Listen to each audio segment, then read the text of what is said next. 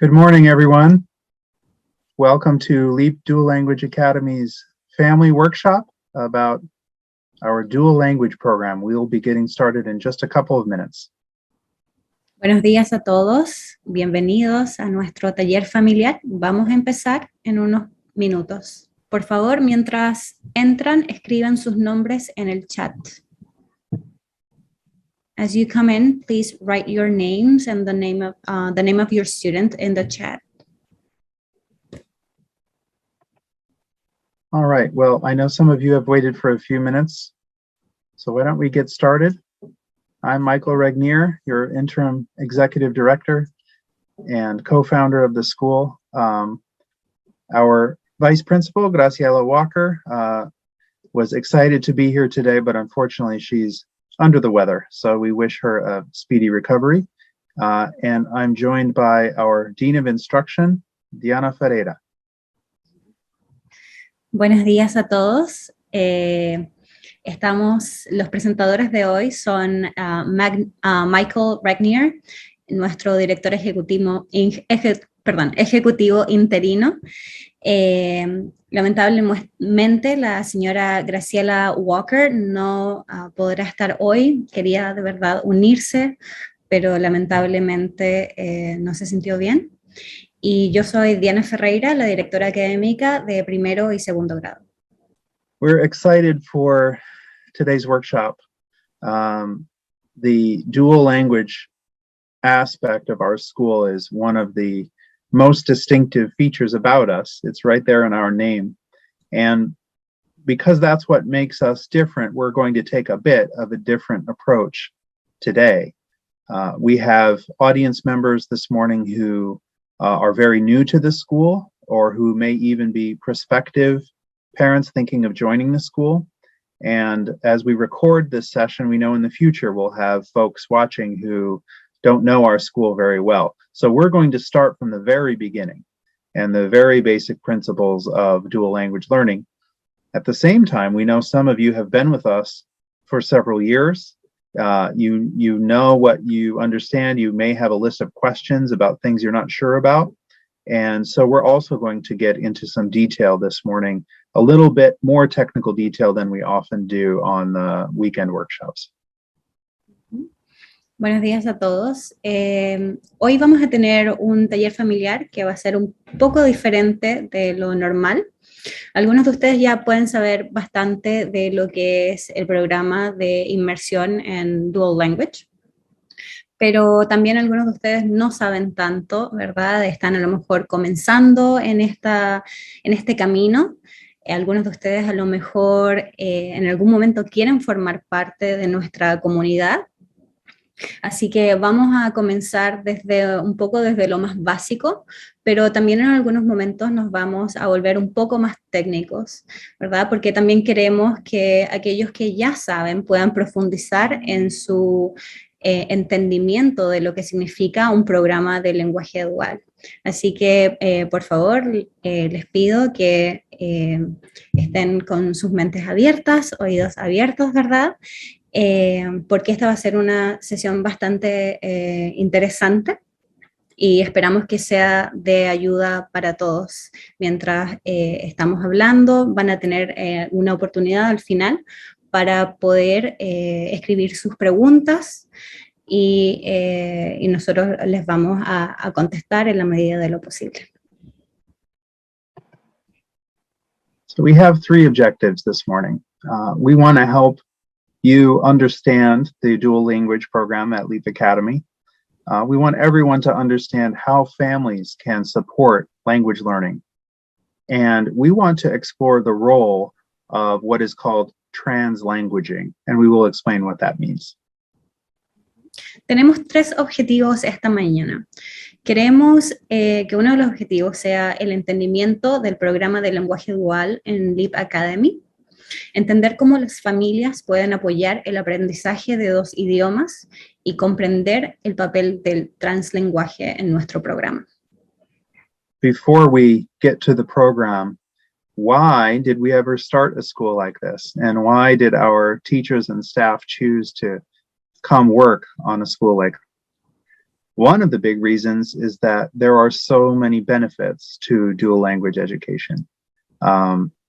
As we know, a dual language school is to help a child acquire a second language early in life, when they're still very curious, when they still have a lot of years to work on it, and when they're frankly not too embarrassed to try new things. A second dual language program is also really helpful to lay the groundwork for real academic language. Because of the way that we teach in each language separately, we can help students read, write, speak, and listen, not only speak and listen like you might do at home. Diana? Ujú. Sabemos que hay algunos beneficios, ¿verdad? Y sabemos que es por esto que generalmente la gente decide unirse a un programa de lenguaje dual. Y es parte de eso, es porque existe la adquisición de un segundo idioma temprano en la vida de nuestros estudiantes, cuando todavía no se sienten avergonzados de tratar cosas nuevas y todavía sus cerebros son como esponjas, ¿verdad? Todavía aprenden muy, muy rápido. También el beneficio de adquirir lenguaje académico, que de repente es tan diferente al lenguaje social que los estudiantes aprenden, ¿verdad? De simplemente comunicarse con otras personas, ¿verdad? Y que les ayuda a leer, a escribir, a hablar y a escuchar. There's a few other benefits, of course. I would mention the sense of multicultural and global awareness and understanding that comes from not just learning another language, but experiencing literature and art in other languages and the cultures that they come from. For many families, there's a connection with your family heritage, maybe even with your parents or grandparents that's more rich when you can speak the language. And there are cognitive benefits. You know, it's hard work to think in a couple of languages and to learn a new language. That helps our students. It helps them make more connections in their brains, and it helps them practice the kind of self-control that you need, or what is known as executive function, in order to always be monitoring which language am I in and which word am I using. That's actually really good for growing brains. Uh-huh. Recordemos que también algunos de los beneficios es la comprensión multicultural. Por ejemplo, tenemos, ¿verdad? Arte, música, danza, que están enseñados específicamente en español, ¿verdad? Pero que también traen otras cosas a la vida de nuestros estudiantes. Tenemos también la conexión con el patrimonio familiar, en donde está esa conexión con la herencia, ¿verdad? De cada uno. No solamente de porque hablamos a lo mejor español, pero también la herencia de otros lenguajes que también son bienvenidos a nuestra escuela. Y también tenemos los beneficios cognitivos, ¿verdad? Que ayudan a nuestros estudiantes a poder mantener ese foco en que estoy hablando en un lenguaje, ahora estoy hablando en otro lenguaje, y los ayuda a enfocarse un poco más, y al final ese enfoque les ayuda con la función ejecutiva, ¿verdad? There's one more benefit we want to make sure to mention, which is that in a dual language school, everyone is a language learner. And that really has a powerful effect on a school community. If English is not your first language, at many schools, there's a risk that you become stigmatized, that you feel like there's a deficit, that you're missing something. But in a dual language school like LEAP, everyone is learning a language, and whatever language background you have is viewed as an asset. That's a wonderful thing that you're bringing with you to school, whether it's English or Spanish or Russian or Chinese or any language. And because all of our lessons are designed for language learners, as we will talk about, it doesn't have to become something that takes away from your learning, but rather it's integrated with the learning that everyone is doing. Uh-huh. Un otro beneficio, ¿verdad? Es que todos son aprendices de idiomas. A veces existe este estigma social porque a lo mejor no hablamos inglés, ¿verdad? Y te hace sentir a lo mejor que te falta algo. Pero lo hermoso de nuestro programa es que todos nuestros alumnos son aprendices de un idioma, ya sea que vienen de, a lo mejor perdón, que vienen que hablan otros idiomas como ruso, chino, ¿verdad? Español, lo que sea que usted hable en casa, ¿verdad? Se toma como parte del estudiante, ¿verdad? Y es parte esencial de ellos y de su persona. Y eso está bien en nuestra escuela. Nuestras lecciones están completamente diseñadas para aprendices de los idiomas, por lo tanto, los profesores se toman el tiempo, ¿verdad?, para que todos nuestros estudiantes aprendan de la mejor manera. So let's talk about the basics. First of all, as most of you know, at our school, students learn Spanish and they learn English. They also study other subjects in Spanish and in English. We call it immersion. They are immersed in one language at a time. And the way that the languages balance changes from year to year. So in kindergarten, about 90% of their instructional time is spent in the Spanish language. That means everything except English class is held in Spanish. But by fourth grade, it's a 50-50 balance between English and Spanish, and subjects taught in English and Spanish. And then it remains at that 50-50 balance after that. I also want to remind everyone, we appreciate your questions. The best way to ask a question is to leave it in the chat, and we will be going to questions from the chat at the end of the presentation. Diana? Sí. Bueno, esto es un poco parte de lo básico, ¿verdad? Los estudiantes aprenden español e inglés por medio de materias que son enseñadas, ¿verdad?, en español e inglés. Están inmersos de manera casi como natural en un idioma a la vez. El español específicamente empieza en un porcentaje de 90% en kinder, ¿verdad? Y gradualmente se reduce al 50% en cuarto grado y cursos superiores. Eso quiere decir que en kinder, por ejemplo, en nuestra escuela, tenemos la instrucción solamente del 10% en inglés, lo que incluye el comprender, el aprenderse las letras, por ejemplo, ¿verdad? Y los sonidos de ellas, pero gradualmente esto va a ir aumentando y va a haber otras materias en los siguientes años que tengan que ver más con el inglés y enseñen más lenguaje académico a sí mismo. To discuss a few more of the basics. We are a whole school dual language program. You may know of other schools that have some dual language classrooms and other non-dual language classrooms, but we have the benefit of having every student involved in the dual language program. We also have the autonomy, the freedom, and the control of being organized as a public charter school. That means that we can hire teachers, select curriculum, set our budgets, set our schedule, recruit board members. Everything that we do, we can do with dual language in mind, because we have that much freedom. We also have what is known as a two-way design. Some schools are called one-way dual language schools, which means everyone in the school speaks the same language at home, and they're all trying to learn a different new language.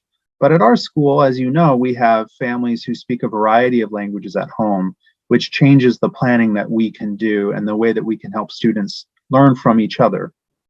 And then finally, we are so fortunate to have teachers from around the Spanish-speaking world and from around the Spanish-speaking United States.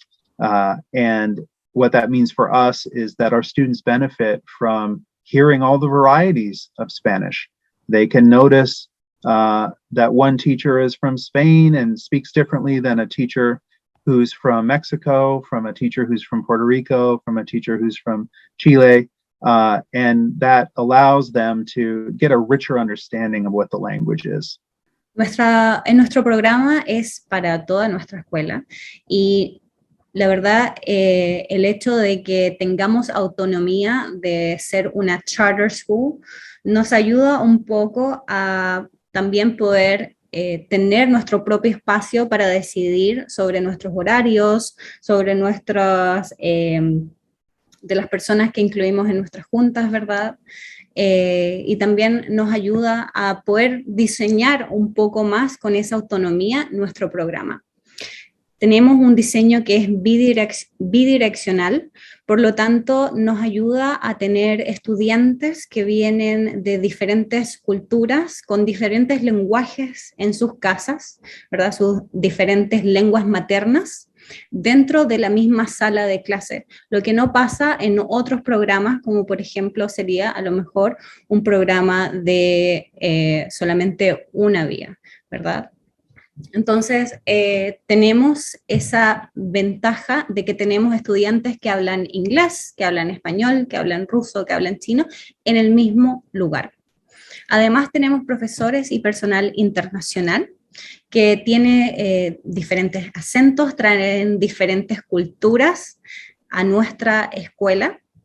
Tenemos personal que viene de Chile, de Costa Rica, de Puerto Rico, ¿verdad? De Colombia, de tantos diferentes lugares y que permiten enriquecer nuestro programa. Now, there are some aspects of our program that sometimes surprise people. One thing that not everyone realizes is that all of our lessons and all of our subjects are planned with the content of that lesson in mind, but also with language goals. So, for example, even in a science lesson, there's the science concept that's being taught that day, but there are also the language goals that the teacher is having students work on in language, because that's always in mind. It may not be obvious, but it's an important thread that runs through our whole program. Also, sometimes parents or other folks don't realize that learning is not limited to each student's language development. Our students do develop language over time. It's a big focus of ours, but that doesn't mean that they only can understand academic content as far as they can fluidly speak the language. We will talk in a moment about some of the techniques that teachers use to make the content, the ideas, the concepts accessible and not be restricted just because a student is still learning the language. So it is not the case that until a student is fully fluent in the language of instruction, that they're not learning anything in the class.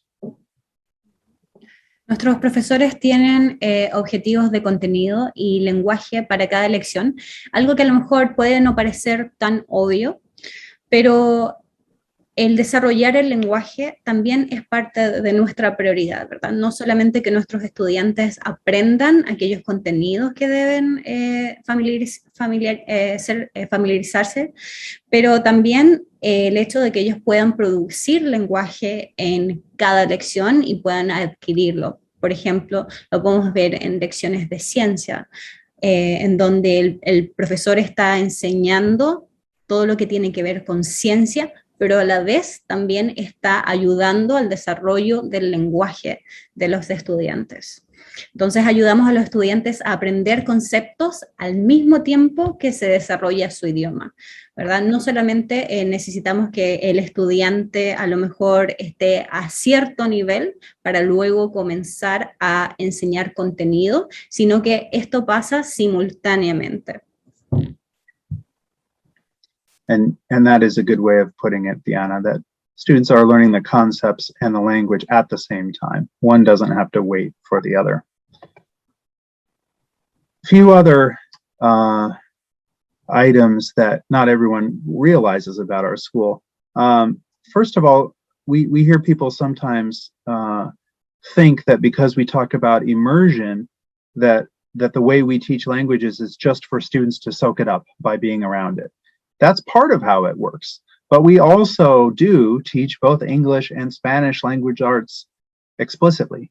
We have curricula, students are reading, they're writing, they're speaking, they're listening, they're learning vocabulary, they're learning phonics, they're learning grammar.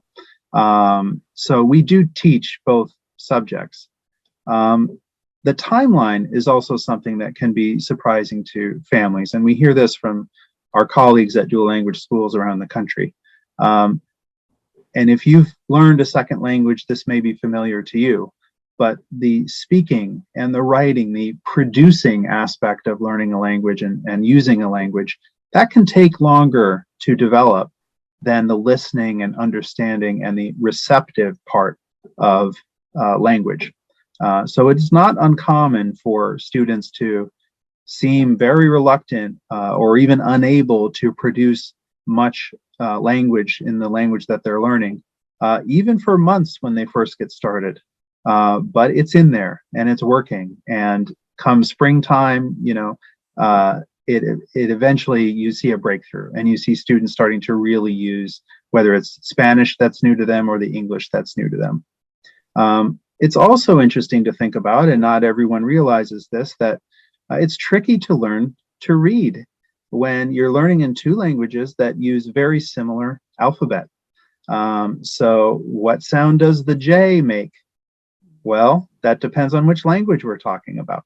And because that's complicated for students, that can take them a little bit longer, but it's worth it. And there is very strong research to suggest that actually in the long run, students perform better in English and Spanish without losing out in other subject areas when they have learned both at the same time.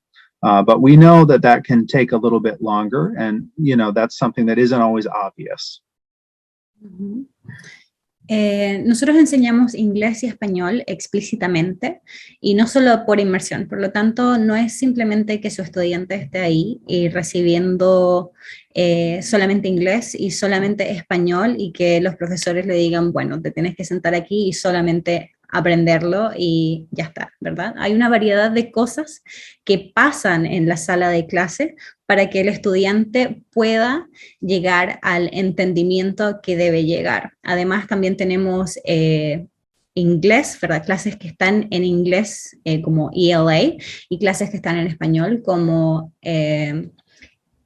SLA, ¿verdad? Que enseñan también ese lenguaje académico que en algún momento, ¿verdad? Se cruza. Por lo tanto, se pueden hacer el estudiante va a poder hacer diversas conexiones en su propio lenguaje.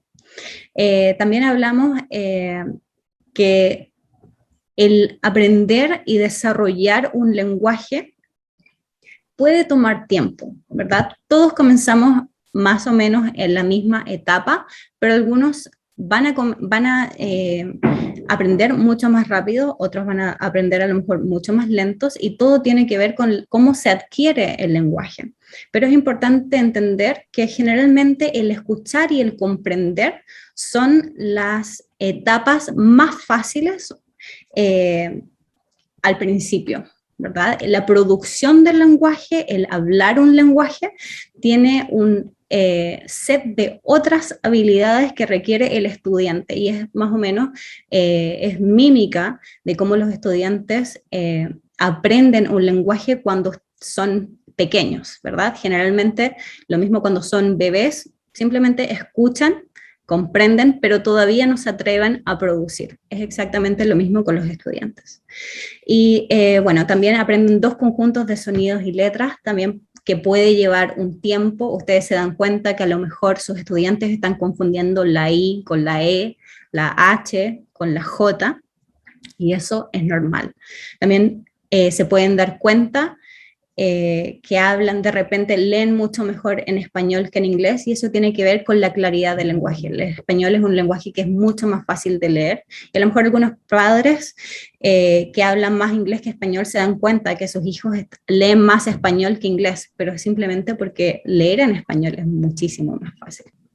pero todo eso vale la pena. Los beneficios son tremendos y se reporta, según los estudios, de que los estudiantes que están en programas de lenguaje dual a lo largo del trayecto tienen un mejor dominio del lenguaje que sus contrapartes.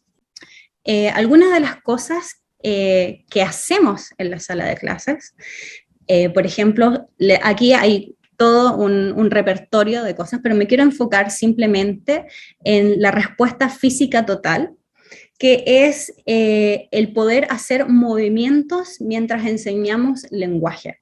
Y el hacer movimientos no significa hacer movimientos a los locos, claramente. Significa el poder asociar un movimiento a una palabra. Por ejemplo, si yo digo hablar, todos mis estudiantes van a hacer este movimiento y este movimiento significa hablar. Esto es una respuesta física, ¿verdad? Y ayuda a asociar una palabra con un movimiento que luego me va a permitir recordarme de esa palabra. Además, también utilizamos indicaciones para responder en el idioma de destino, lo que significa es que si un estudiante me dice, por ejemplo, yo quiero ir al bathroom, ¿verdad? Yo le voy a decir, ¿cómo decimos bathroom en español? Y ese estudiante me va a decir, oh, se dice baño, y luego le voy a decir, ¿puedes decir todo eso en español ahora? Él me va a decir, oh, sí, ¿puedo ir al baño? Esa es una de las cosas también que hacemos en la sala de clases. Y además utilizamos cognados, que son palabras que son muy similares en inglés y en español, y a veces se escriben hasta igual. Y también declaramos las diferencias y las similitudes entre los idiomas, ¿verdad? Entonces vamos a leer a lo mejor algo, alguna palabra, y lo mismo, vamos a seguir preguntando, ¿cómo se dice eso en inglés? ¿Eso es similar? ¿Es diferente? ¿Se escribe igual? ¿Se escribe diferente? Lo mismo que los sonidos de las letras, H y J. En español no tiene sonido, ¿verdad? Pero la H no tiene sonido, pero la H en inglés, perdón, la H en inglés sí tiene un sonido. Entonces también vamos a hablar sobre esas diferencias. So I'll start, Diana, and you can add. But some example ways that our teachers work to keep all students involved in the content while they're also learning language. You saw Diana demonstrate total physical response, the way we associate certain keywords with gestures to help students remember them. We use gestures as teachers. Teachers use visuals. They use repetition.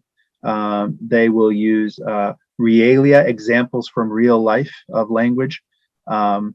And you see other examples here of all the different tools that our teachers use to keep students engaged and give them supports as they're learning a new language and academic information at the same time. A key move that our teachers will use, as you heard Diana demonstrate, was if a student answers not in the target language, the teacher will remain in the target language and prompt the student to try again, maybe with help from a friend, but to try it again in the target language. Our teachers don't shame students. We'll talk about this a little bit later. They don't act as the language police. They don't get students in trouble for using a word, let's say in English during a Spanish class.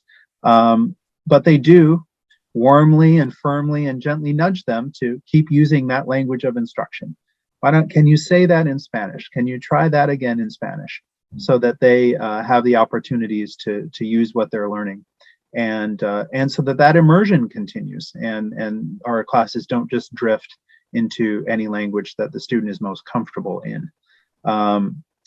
The other thing I would mention is what is called here mixed pairings.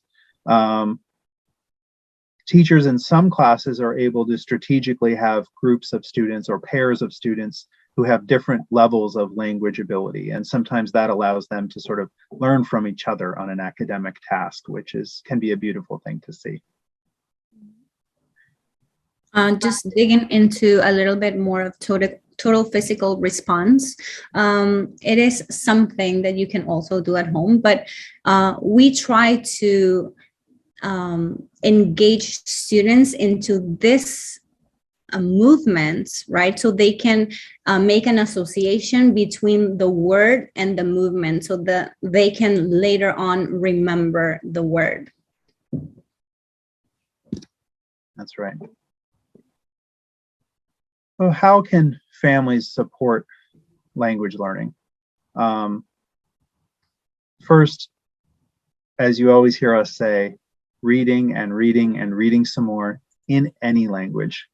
If you read to your child, if you have your child read to you, if you listen to a book being read on audio, if you point out text that you see in the street, the more reading, the more engagement with language, the better. And that can be in any language that you may speak. It doesn't even have to be English or Spanish, but all language learning works for the good of our kids as they're learning English and Spanish at LEAP. Certainly to monitor homework, and that means helping make sure that it's completed, but also using that homework as a window into what your child is working on in class, what they may be finding easy or too difficult, what may be a struggle or a misunderstanding for them. Because the key to so much of this is communicating with your child's teacher. Our teachers know that students are all different, that their language backgrounds are all different, and the approach that they are trained to take is not that every student gets the same thing, but that every student gets what he or she needs.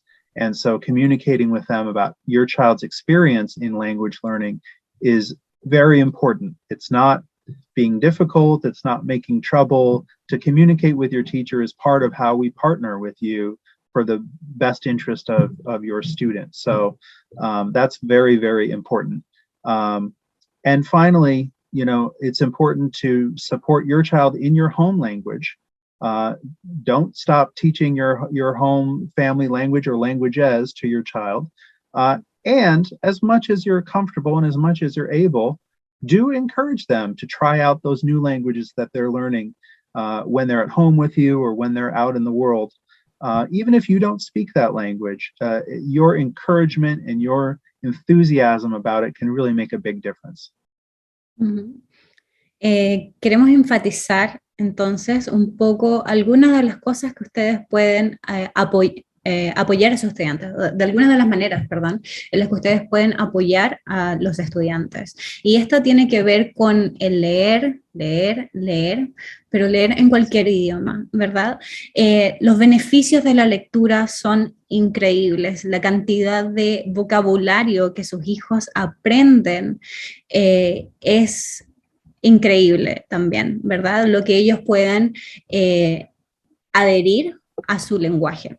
Por lo tanto, es sumamente importante que todos los días continúe la lectura en casa. No importa si es en español, si es en inglés, si es en otro idioma, pero es importante que el estudiante lea. También es importante que supervise la tarea.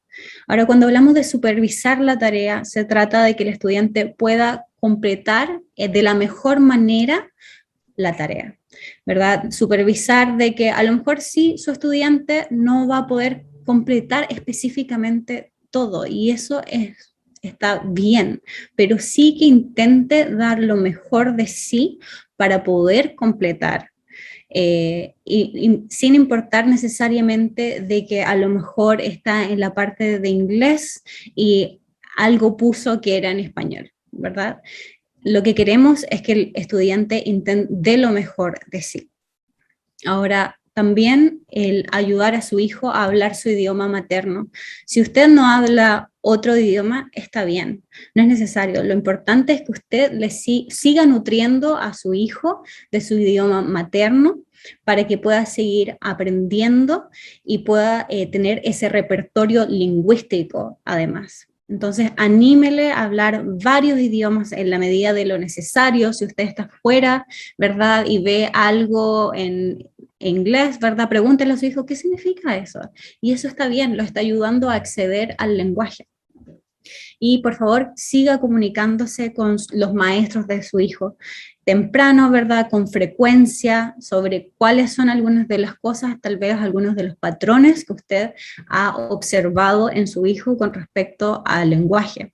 El enfoque de los maestros es no todos obtienen lo mismo, sino que todos obtienen lo que necesitan, porque comprendemos que todos nuestros estudiantes están en diferentes etapas de su desarrollo lingüístico. Así que por favor, no dude en acercarse a los maestros y contarles de las cosas que ustedes observan.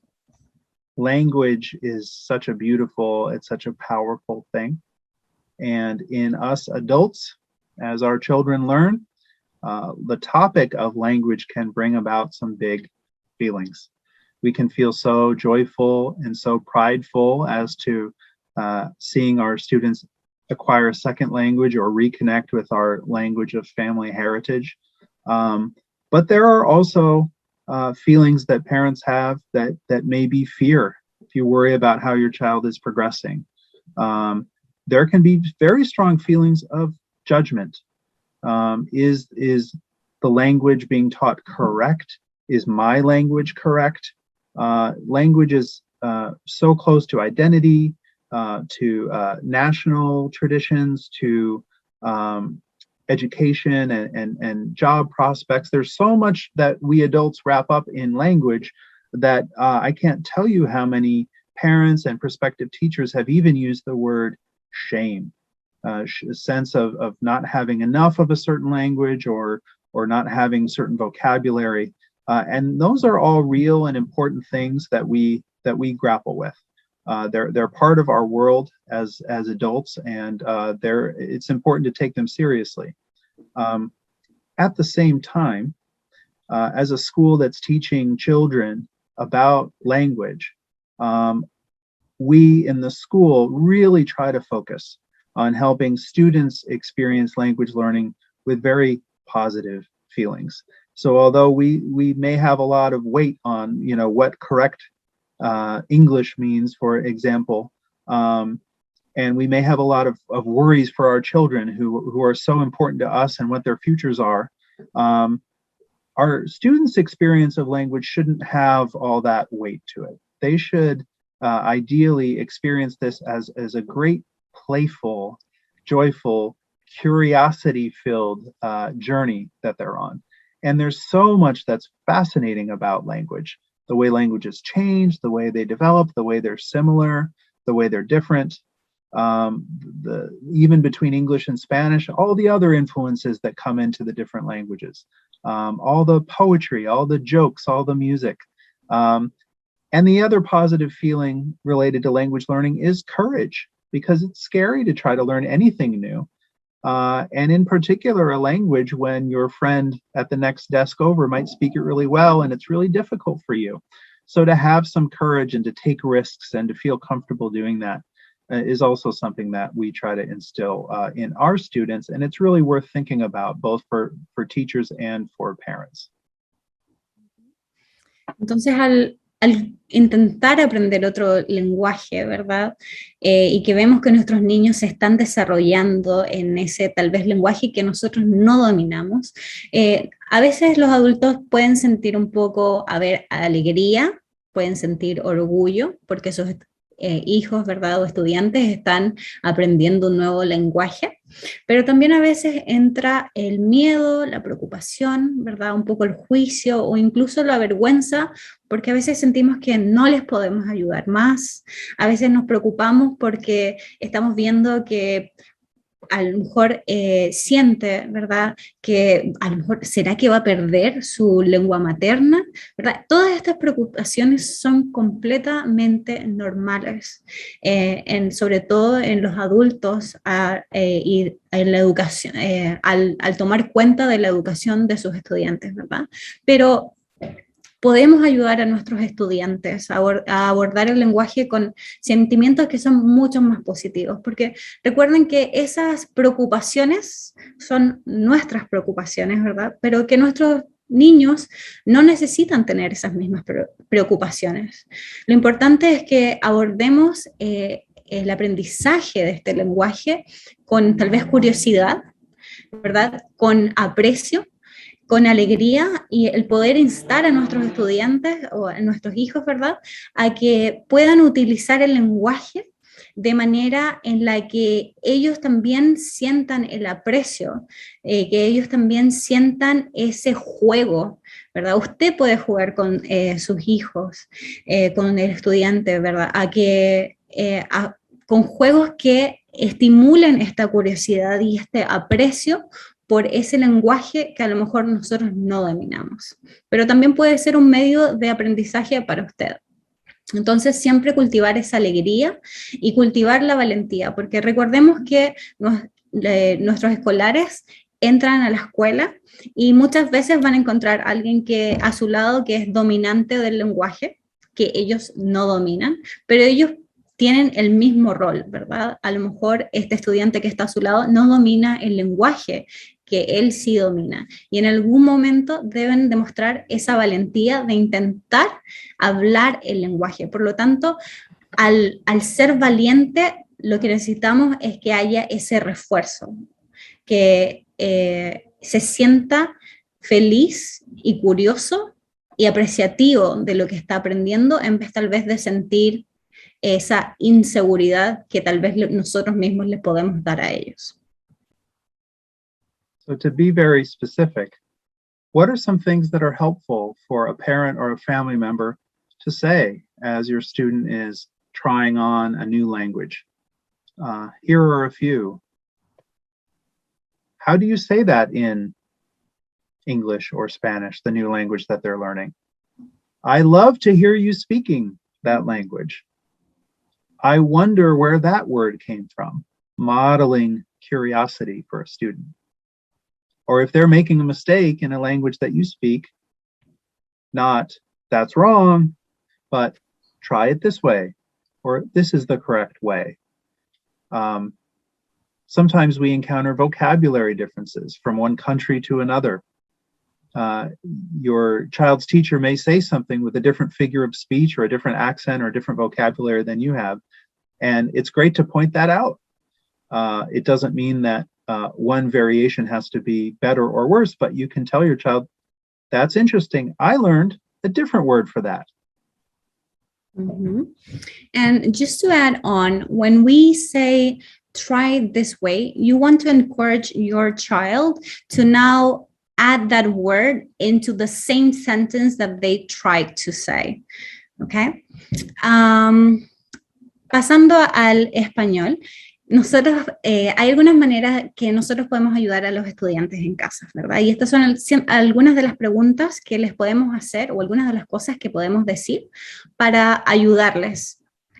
Entonces podemos decir, ¿cómo se dice eso en inglés o en español? ¿Verdad? Cuando están intentando decir algo y insertaron una palabra que está en otro idioma.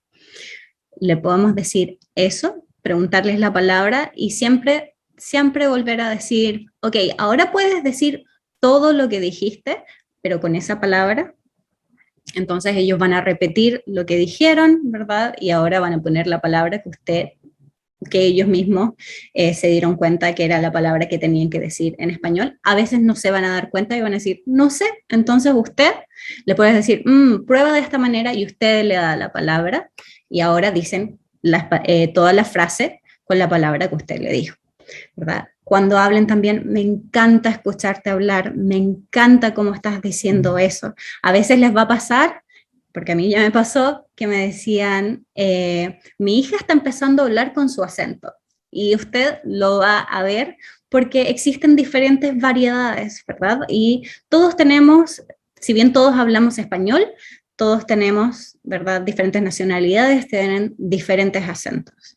Va a haber tal vez a veces que usted va a decir, aprendí una palabra diferente para eso, porque, por ejemplo, yo en mi país digo palta y a lo mejor alguien en México va a decir aguacate, ¿verdad? Y a lo mejor usted nunca había escuchado palta en su vida. Entonces, esa es una palabra que usted va a aprender y le puede reforzar eso y decir, mira, aprendí una nueva palabra, no sabía que se decía así. ¿Ok? Entonces, siempre poder tener estas preguntas en donde usted va a ayudar a su hijo a hablar de manera correcta, pero sin decirle, eso no es correcto, no se dice así, ¿verdad? Lo que queremos es que ellos, poder estimularles a que sigan utilizando el lenguaje de manera correcta. Now, we introduced a new term in the description of this workshop and in our table of contents earlier, and that is translanguaging. This is an academic word that refers to the practice that language learners often have of using their knowledge of more than one language at the same time as they're practicing and learning how to communicate. Translanguaging is a normal part of the language learning process. It is very typical for someone learning a new language to not learn it all at once. And as they're trying, let's say to learn Spanish, to pull in a word that they already know in English, or to rely on a grammatical rule that they know from English, or to use punctuation in a style that they learned in English. In order to communicate, the brain doesn't set up entirely separate sections for each language. It will pull from the resources that are available, and those may be from more than one language. For some of our kids, it might be from 3 or even 4 languages. And people who study language learning see this in dual language and other kinds of bilingual educational communities all around the world. This is a universal thing that happens. There's an interesting question about what that should mean for schools, and we're going to talk about that. But we wanted everyone to understand what translanguaging means. Uh-huh. Entonces, cuando nuestros estudiantes están aprendiendo, muchas de las veces vamos a ver un fenómeno natural que aparece en el aprendizaje de cualquier lenguaje. Y esto le puede pasar a personas que son bilingües, trilingües y que hablan incluso muchos más lenguajes, porque el cerebro no separa los lenguajes. Hay un lugar en el cerebro que es la parte en donde se almacena el lenguaje, ¿verdad? Entonces no los ve como cosas diferentes. Nosotros hacemos la distinción claramente, pero el cerebro realmente lo que hace es poner eso en una parte. Y cuando los estudiantes usan ese conocimiento de varios idiomas, a eso le llamamos translenguaje. ¿Okay? Que, como les decía, es una parte normal del proceso de aprendizaje de los idiomas. Entonces, para comunicarse, los niños van a usar todo lo que ellos tienen y todo lo que ellos saben, ¿verdad? Lo que ellos tienen a su disposición para poder comunicar lo que ellos quieren comunicar. Y muchas veces es donde aparece una palabra que viene de otro idioma, insertada en una oración, por ejemplo, en español, ¿verdad? Si estamos hablando español y no me sé una palabra, yo me sé esa palabra en inglés, por lo tanto, la voy a poner ahí, siguiendo la estructura del español, pero no es la palabra correcta, en el sentido de que no está en el idioma correcto, pero sí es la palabra correcta, ¿verdad? Entonces, este fenómeno es investigado alrededor de todo el mundo. Hay diferentes posturas en cuanto a esto que vamos probablemente a seguir viendo durante este taller familiar, pero es importante que aprendamos que esto es un fenómeno natural. Entonces, esto parece como un rompecabezas, ¿verdad? Entonces, ¿qué hacemos con esto? Lo que queremos es que nuestros estudiantes dominen el inglés y el español como idiomas académicos formales, ¿verdad? O sea, que cuando ellos puedan hablar en su discurso, utilicen completamente inglés o completamente español. Y esto es cuando ya los estudiantes tienen un dominio del lenguaje, ¿verdad? Mientras más practicamos, mientras más aprendemos palabras, ¿verdad? Y aprendemos su relación con otras palabras del idioma opuesto, empezamos a crear estos puentes. Y eso es parte del translenguaje. Tenemos un modelo de inmersión para enseñar un idioma a la vez. Recuerden que cuando estamos en periodos de español, solamente hablamos español. Cuando estamos en periodos de inglés, solamente hablamos inglés. Por eso es inmersión. Pero el translenguaje es una parte normal y útil del aprendizaje de idiomas. Y probablemente me va a pasar hasta que yo aprenda esa palabra que yo todavía no me sé en el idioma opuesto. Una vez yo ya me sepa esa palabra, no voy a seguir utilizando a lo mejor español para hablar, para terminar de decir algo en inglés, porque ahora yo ya me sé esa palabra, entonces ahora ya no lo necesito, ¿verdad? Entonces solo pasa en la medida en que yo no sé algo. Una vez ya lo sé, sigo mi curso natural y sigo en el mismo código. So this presents a puzzle for us because we want our students to become fluent, not in a mixture of two languages, but to be separately fluent in English and in Spanish as they exist in the world as formal languages, even academic languages. We want our students to be able to pick up a book and read it if it's written in Spanish or written in English. And of course, as we've been talking about, we have an immersion model. So each class is taught in one language or the other.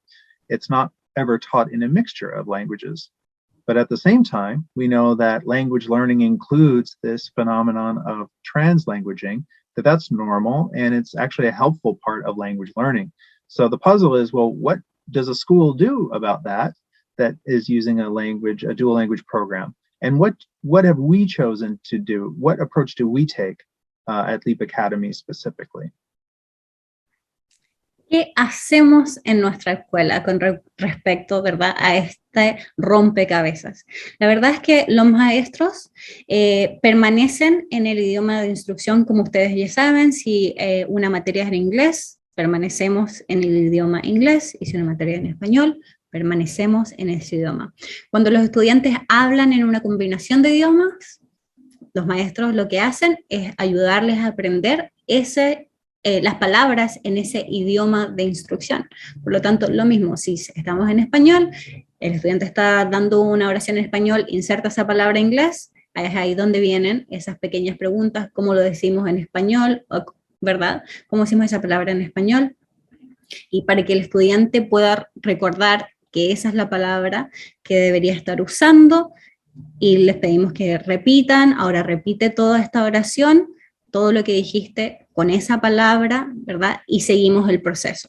Cuando los estudiantes escriben en una combinación de idiomas, y usted probablemente lo ve en su casa, ¿verdad? Cuando están intentando escribir, a veces no se saben, ay, no me sé esta palabra en español, y terminan escribiéndolo en inglés, y usted tal vez le dice, esa palabra se dice de esta manera, escríbela, ¿verdad? Pero es fenómeno natural.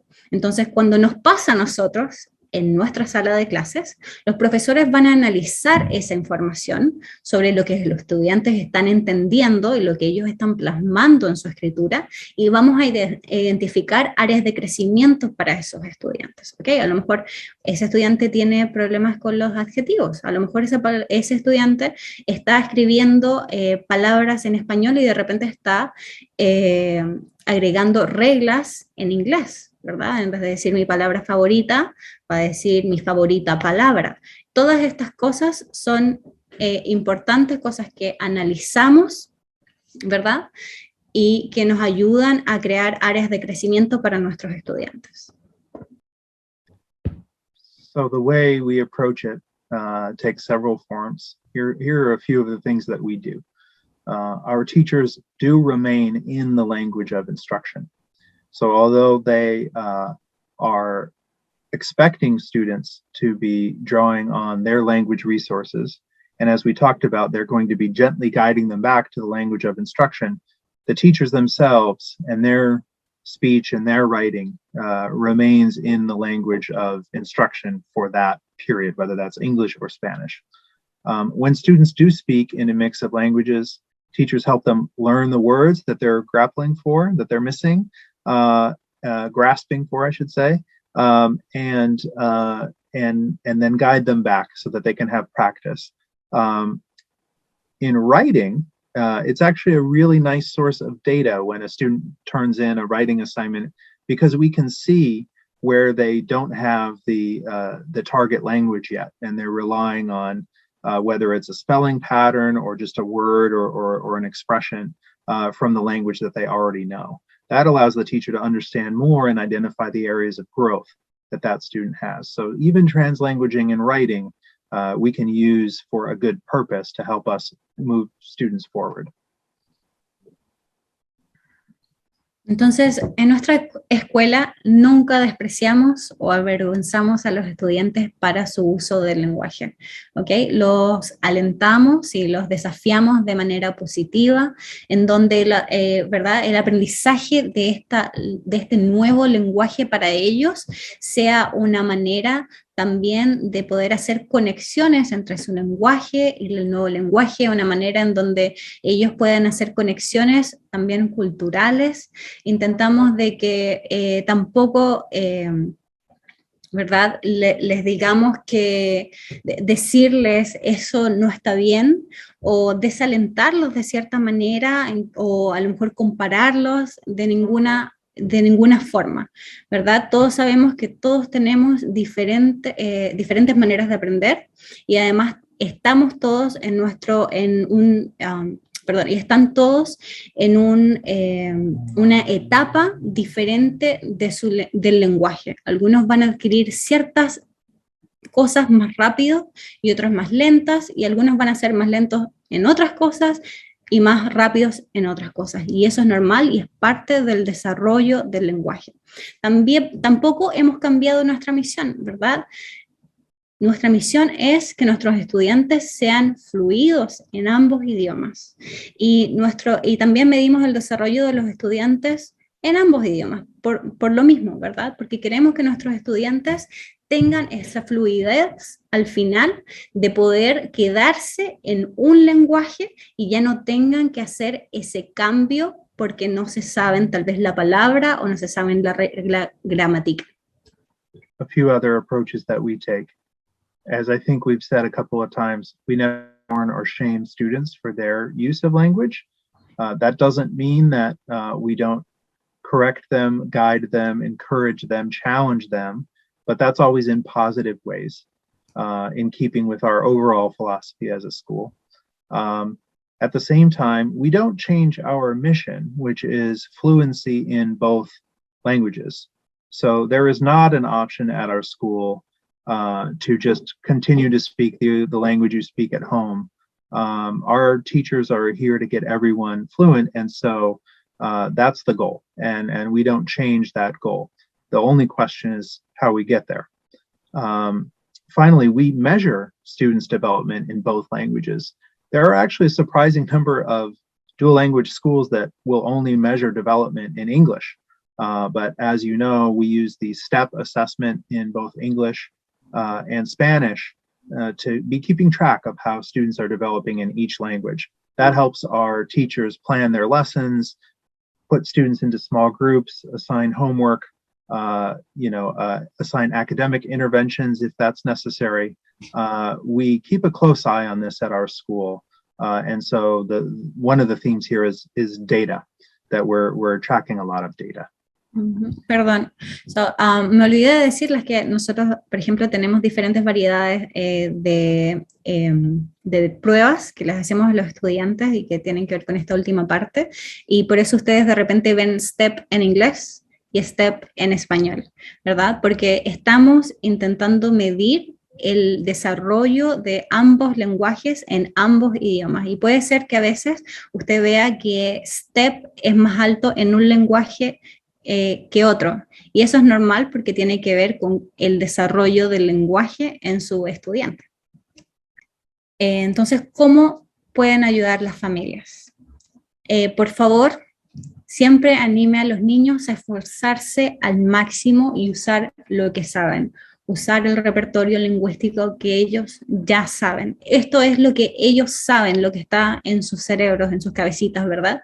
Entonces, seguir animándolos a que sigan intentando dar lo mejor de sí mismos. Especialmente en los primeros años de inmersión, no se alarmen por el translenguaje, no se alarmen. Como les dijimos, esto es parte del desarrollo natural de cómo adquirimos el lenguaje. ¿ok? Entonces, si usted lo ve, utilice esas preguntas y esas oraciones que le dijimos para que finalmente nuestro estudiante se termine quedando en el lenguaje en el idioma en el que está hablando, pero sin denigrar a nuestro escolar, ¿verdad? Y corrija el lenguaje de su hijo de manera positiva. ¿Ok? No, jamás denigrarlo, jamás denigrar porque no dijo algo correcto o porque en vez de decir mariposa dijo, no sé, marisopa, jamás, ¿verdad? Lo que queremos es que aprenda la palabra correcta, pero de una manera en la que no se sienta que lo estamos avergonzando. Entonces, ayúdele a entender que el lenguaje es importante, pero una palabra incorrecta no es moralmente incorrecta. Todos cometemos errores, sobre todo, imaginen, su hijo está aprendiendo 2 lenguajes y a lo mejor muchos de ustedes están aprendiendo más que eso, ¿verdad? A lo mejor algunos de ellos saben 3, 4 lenguas.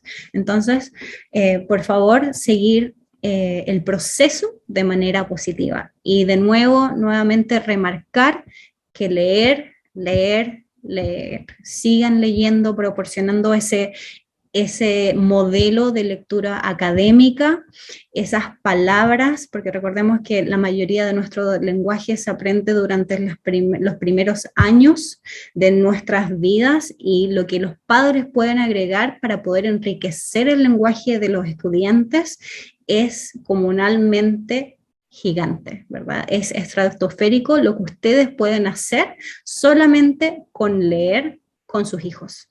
Y por favor, comuníquese con el maestro de su hijo. Cualquier patrón que usted note, no dude en contactarse. So if you see translanguaging happening, or you notice your child pulling from different languages at the same time, what can you do? One, the most important thing, continue to encourage your child to do their best, use what they know. Using what you already know is a great way to learn. And we do want to encourage that, especially in the first few years of a dual language program. Don't be overly alarmed if you see some amount of translanguaging. Obviously, what we're all looking for is progress, keeping in mind what we said earlier about the initial delay in producing language. We always want to be working together as teachers and as parents to make sure that progress is happening. But when you see a word from your home language pop into your child's work, understand that that is a natural process and that happens as part of learning language. We don't want you to let your child's mistakes that you can identify to just ignore those. We correct our students. You should correct your child. It's important that they know that the right answer is the right answer. And that they don't practice making a mistake. That's very important. But how we correct them is also very important. It needs to be in a positive way.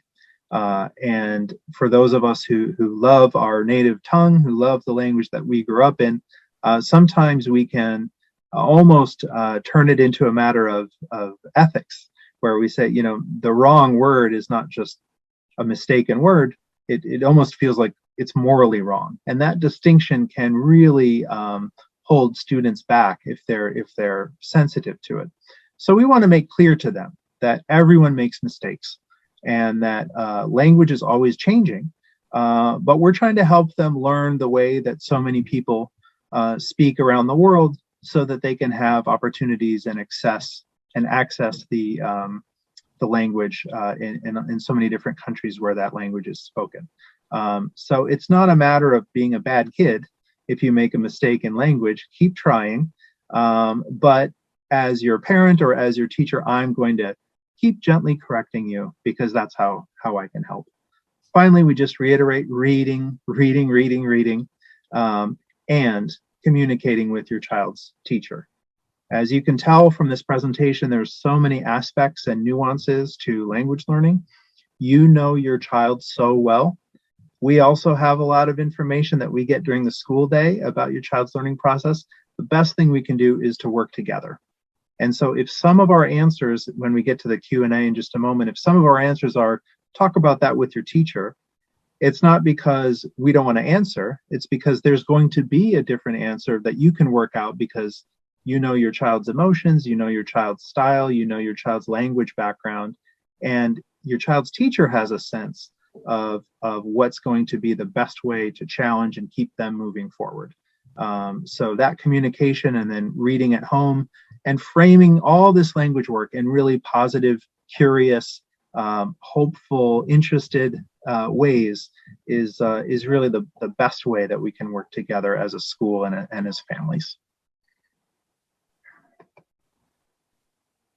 One thing I like to point out too, this is a chart of the genealogy of the languages that we speak. You can see modern day Spanish and modern English here. Just to underscore the point, languages are changing all the time. They always have, and they always will. It's so interesting to learn, and it's not even on this chart, but how many words in Arabic ended up in the Spanish language because of the history of Spain, or how many words in English are borrowed from French and borrowed from German and borrowed from native languages. It's endlessly interesting and it's endlessly dynamic and changing. So we want our students to have a sense of that. Isn't this fascinating? What is the right word? The right word is the word that conveys that meaning, that is really useful, that can be really beautiful. But there's no limit to how much we can learn and how many dialects we can try on and just how much there is to learn about languages in our school. And so for that reason, we want to make it playful. We want to make it interesting and not restrict ourselves to, are you doing it right according to this dialect? Otherwise, you should feel bad about yourself. We never want kids to come out of a language school viewing language in that way. Este entonces es un poco de la genealogía de los lenguajes, ¿verdad? Y entonces podemos ver, por ejemplo, cómo el español, el portugués tienen ciertas relaciones, el italiano, como el inglés también tiene, viene de una variante germánica, ¿verdad? Entonces es importante que recordemos que aprender lenguajes abre nuevos mundos, abre tus puertas y también recordar que no hay solamente una variedad, ¿verdad? Venimos de diferentes nacionalidades, a veces decimos cosas de diferentes formas. Nos damos cuenta que si estamos hablando español, a lo mejor hay una palabra en latín que todavía se quedó por ahí, ¿verdad? Que si estamos hablando italiano o portugués, también hay ciertas cosas, palabras que son iguales, lo mismo incluso cuando hablamos de cognados, ¿verdad? En inglés con español, son palabras que se han quedado de cierta manera enraizadas en nuestros lenguajes y tiene que ver con cómo se han originado nuestros lenguajes. Por lo tanto, siempre ayudar a nuestros estudiantes a que tengan esta pasión por el lenguaje, nunca avergonzarles por lo que ellos están aprendiendo, sino que seguir instándoles a poder utilizar el lenguaje y variedades del lenguaje. Mi variedad de lenguaje puede no ser exactamente la misma que alguien que viene de Puerto Rico, de alguien que viene de Colombia, y tenemos que claramente abrir nuestros brazos también a ese tipo de variedades. Recuerden, eventualmente lo que queremos es que nuestros estudiantes puedan saber ambas lenguas, esto es aditivo, pero recuerden también que estamos enseñando de una manera moderna y el lenguaje es algo que cambia constantemente. No se puede parar el cambio del lenguaje, así como no podemos parar realmente a las personas, ¿verdad? Mientras el tiempo y los años van avanzando, la variedad del lenguaje va cambiando. Es algo completamente vivo, pero lo que nosotros estamos aquí, nuestra misión, es que podamos ayudar a nuestros estudiantes a hablar el lenguaje moderno. Y con esto ya queremos casi cerrar nuestro taller. y queremos que, por favor, si usted sigue teniendo alguna duda, ¿verdad? Tiene nuestro Q&A para seguir preguntando, pero también si usted desea realmente aprender de lenguaje dual, si está interesado en nuestro programa, por favor, envíe solicitudes a través de Parent Square. Específicamente puede dirigirse a Margarita. Nosotros estaríamos más que encantados de poder ayudarles en su conocimiento sobre lo que significa ser un programa de lenguaje dual y de la misma forma poder instarles a que sigan siendo parte activa de nuestra comunidad de padres. Yes, so we also wanted to just extend an invitation. If you're listening this morning and you're interested in learning more about this, if you're interested in contributing to the multi-language or multicultural aspects of what we're doing as a family member, we'd love for you to reach out. You can email Ms. Chang, whose email I'll put in the chat, or reach out through Parent Square. We'd love to, as we continue to develop our program, make sure that we include parent voices. I also want to mention, speaking of Parent Square, and I saw a question that was submitted. Because that's our primary way of reaching you, we want to make sure that everyone is able to use it effectively. One tip is that most messages appear first in Spanish and then in English. So if you're an English speaker, you're probably already used to sort of scrolling down, but there should be a readable English message not far away every time you see a new message. Technology is tricky. If that's not the case for you and something is translating or it's not getting through to you, we're going to take notes as to the questions that are here, but it is important to us that as much as possible, you can receive our information in the language that you speak and that you read. And so please do reach out if you are having technical difficulties. We want to be inclusive of everyone and make sure that your voice can be heard. I also note that if you have a question that's not related to dual language, we still want to hear from you, and that's one reason we have these items here. So we'll be replying to some of the questions in the chat and ask you to reach out so that we can connect after this meeting and talk about whether it's operations or the bus or any other question that may be on your mind. Si tiene algunas preguntas que no son relacionadas con el programa de lenguaje dual, por favor contáctese con nosotros para que podamos hablar sobre eso y poder conversar. Pero en estos momentos quería enfocarme en una parte en donde dice que a veces las traducciones en inglés no están, las traducciones a veces pueden aparecer un poco incorrectas, sobre todo en Parent Square. Les instamos que se contacten si les parece que algo no está claro. Siempre nuestras líneas están abiertas. Por favor, comuníquese si hay algo que a usted no le parece que está suficientemente claro. So, Diana, looking at some of the questions that were submitted through the Q&A, there are a couple of questions about homework, and we can take those in order. I warned everybody that some of these answers are going to relate to, working it out with your teacher because there are individualized circumstances. But the first question was, parent says, I usually look up how to translate from English to Spanish for homework. This is a student in an English-speaking household. Should I stop doing that and just allow my student to write whatever he thinks the response should be? And I know that this is a question, kind of a version of a more general question of how much do I help as a parent versus how much do I treat the homework as a chance for the student to show what he or she understands?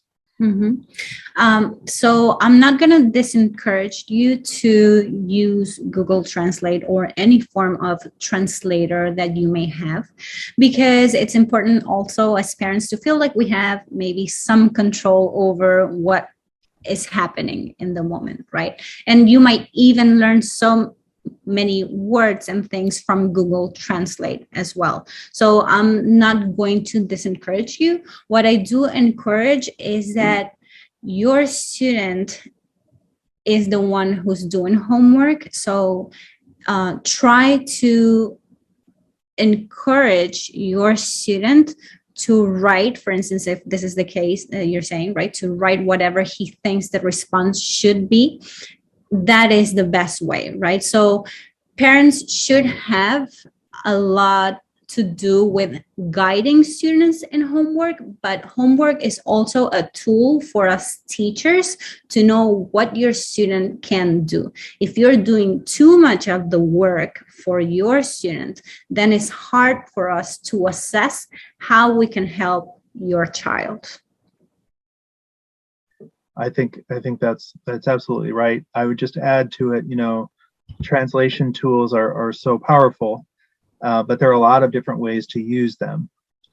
So you want to have the student do the first attempt and make sure that that the first move is not to go to a technological tool like Google Translate. If the question is to write a sentence in Spanish, have him try to write a sentence in Spanish. If there's a word missing that he's not sure about, that's when, in the old days, you'd reach for a big dictionary. That's when you might go, to a tool like a translator. But I definitely wouldn't have a student writing everything out in English and then just translating, with the caveat, as I mentioned earlier, that for certain students, that may be the way to start. So definitely have the conversation with your classroom teacher about how your student is doing in Spanish and what would be appropriate. But in general, homework is a way for us to tell how students are doing, and it's a chance for students to exert that effort. And so we don't want to add so many supports that it becomes not an effortful process for the student. Another question is going to have a similar answer, but what happens if I myself don't understand what's going on with the homework? I'll just say, if that's a challenge that you're having, please do reach out and speak to your child's teacher, because for parents' sake, we definitely can provide translations, we can provide context, we can provide lists of keywords, we can provide supports to make sure that parents understand what's going on in the homework. It's not meant to be a school where you are in the dark as a parent, even if you don't speak the language. And so that would be, I think, the next step. Is that about right, Diana? Yes. So normally we do include instructions in Spanish and English. And this is also why we normally in our homework put things that the students are working on during instructional time, because we don't want them to be lost afterwards. But of course, if you're still having some struggles, I second that. You should reach out to your teacher so that your teacher can explain to you what to do with that activity. I want to thank everyone who joined in today. Thank you for leaving your information in the chat. Thank you for your questions. We're going to hang on the line here for a few minutes and reply to some of the questions that have come in. I would love it if anybody has any last questions. We do have a few minutes left, so feel free to add them to the Q&A tool while we're sitting here. Absolutely. And Professora Plaza, thank you for joining us this morning. Our teachers love this work so much, they join in on their free time. How about that? All right, finally, I want to thank Vice Principal Walker. Even though she wasn't able to be with us today, she's making a huge difference in our school.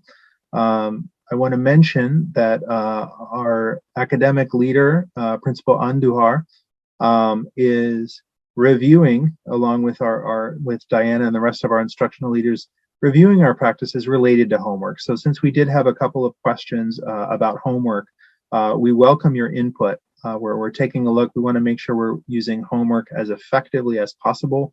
So with our leaders, our grade level chairs, our teachers, we'd love to have parents in that conversation too. So if you do have thoughts on homework, please do reach out either to your classroom teacher or to Ms. Chang or myself. And Margarita Chang has been silently helping us out a little bit this morning. And so we are glad for her help as well. With that, we're just about at 11:30. Diana, are you able to reply there? And then I think we'll be ready to wish everyone a happy Saturday. I'm sorry, Margarita is typing. Okay. Thank you. So, Thank you, yeah, Margarita. if you could if you were listening, maybe you could reiterate a couple of those points in Spanish. Yes. Recuerden que el proceso de tarea está también en proceso de estudio, por lo tanto, estamos esperando su retroalimentación. Cualquier duda o consulta que usted tenga al respecto, no dude en comunicarnos. Cualquier cosa que usted observe, que a lo mejor patrones que su hijo está teniendo con respecto a la tarea, cosas que a lo mejor usted no está entendiendo, por favor comuníquelo, porque esto es un proceso en el que estamos esperando en algún momento que sea óptimo, pero todavía estamos trabajando en ello. Por lo tanto, todo lo que usted nos pueda aportar nos va a ayudar muchísimo para que finalmente la tarea tenga una funcionalidad clara y que logre ser efectiva tanto para usted como para su hijo. ¿Okay? Así que por favor no dude en contactarnos. All right, well, we've come to the end of our workshop. I want to thank everyone who participated this morning. You know where to reach us if you have additional questions, and we look forward to seeing you at school. Have a wonderful weekend. Gracias a todos por asistir, que tengan un excelente fin de semana.